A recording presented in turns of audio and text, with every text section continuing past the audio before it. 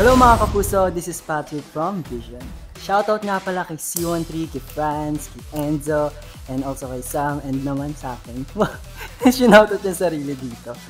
First day, grabe, wala akong masabi. Actually, sobrang naninibago ako kasi, yun nga, may kagroup ako, Vision, and sanay ako na 5 kami, lalo kapag sumasayaw.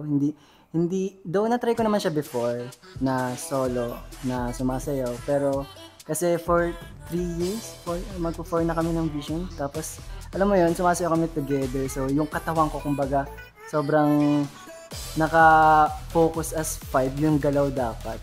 So, this time naman, syempre, meron akong kasama.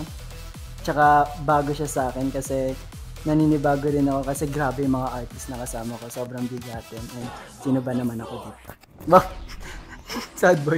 And ayun, kanina sa rehearsal namin with Coach NJ, actually hindi naging mahirap for me, if tatanungin niyo ako, kasi si Coach NJ sobrang na friends kami, even before pa, kasi yung coach ng Vision, which is si Coach Angelica Arda, so nakakasama rin namin si Coach NJ.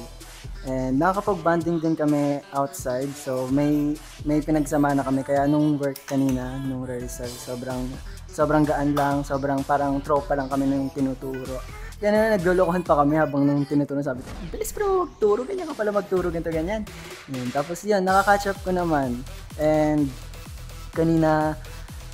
actually pala kanina, sobrang yung tuhod ko kasi 9 AM kami nandito.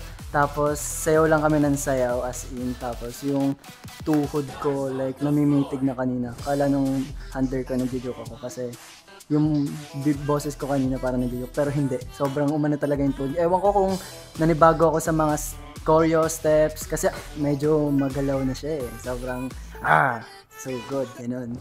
So, I'm happy na nakaka-catch up ako. Sobrang nag-e-enjoy ako kasi sobrang nagtutulungan kami off-cam din kapag nagsasabi sila. Tapos niloloko nila ako na coach ganito ganyan kasi ako lang ture hindi ko rin naman like alam yung pinaka choreo, kumbaga kakatulong din sa akin.